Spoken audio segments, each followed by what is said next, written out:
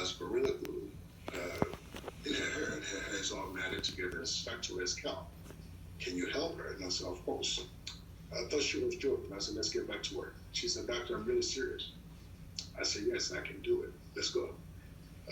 Within 2 to 3 hours, Tessica's people, have reached out to us to see if we can really do it. And I said, yes, I can do it. And that's how it all started. Wow. Dr. Obeng, can you describe the process you went through in order to remove the glue from Tessica's hair? I'm not very familiar with Gorilla Glue. So when we first heard about it, I had to do a little research.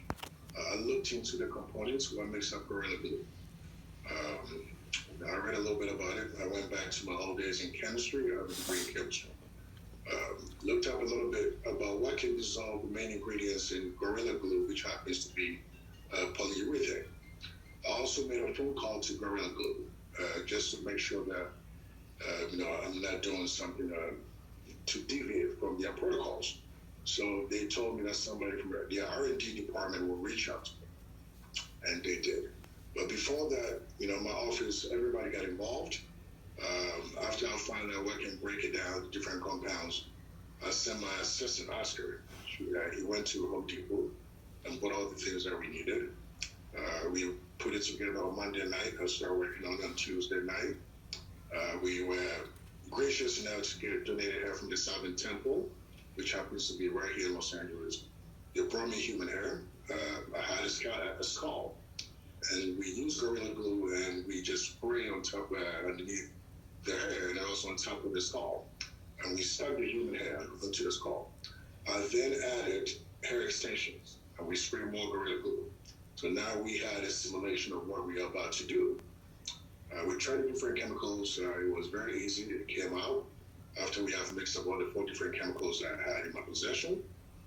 After that was done, now we had to test to make sure that it was not going to be causing chemical burns to the skin and also to the scalp. Right. We tried a little bit on myself, my assistant Oscar, and we were able to fine-tune the different concentrations to have a product that was mild to the skin, that was not harmful, and that was effective in dissolving the glue. And that's what we came up with.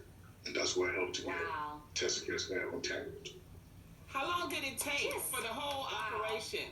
It took me on my part about 2.5 hours. But of course, to go to get Tessica, in a state, in a relaxed state, it took about another hour. She had a lot of anxiety. She was nervous, and I don't blame her. She's been through a lot.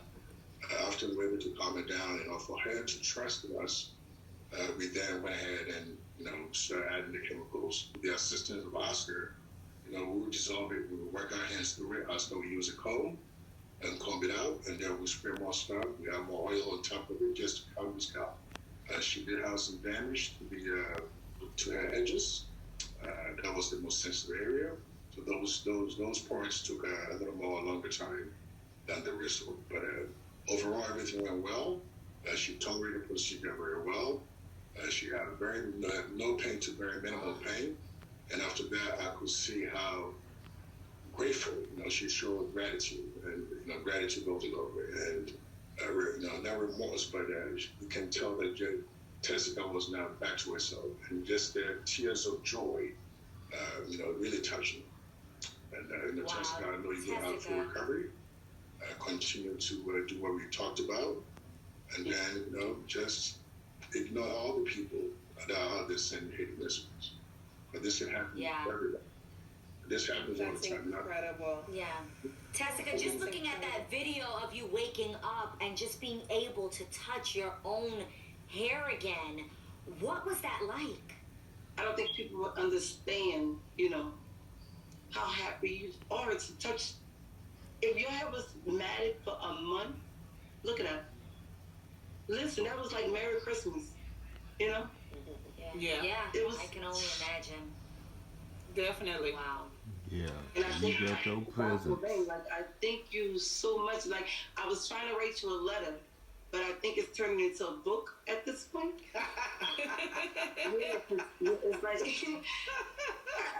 It's like it's like.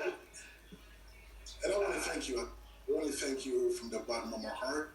And on behalf of Restore, the Foundation for Reconstructive Surgery, thank you for your donation.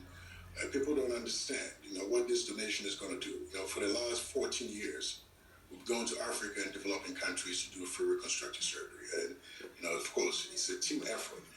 And people like yourself, people like the ladies on this show, okay, have made Restore what it is. And because of you guys and because of all my friends and well-wishers and my patients here in Beverly Hills, we have restored over 1,500 people in 7 different countries and 3 different continents, all free of charge. And so this money is going to a very good use, and because of you, we can touch more people and help more people and improve communities. So thank you very much. Amazing. That's the beauty. Amazing. That's the beauty Definitely. of paying it forward. I feel like the fact that you did the surgery pro bono for her, that's the paying it forward and her being able to give back to you, and then you can help other people. I love this story. This is Definitely. amazing.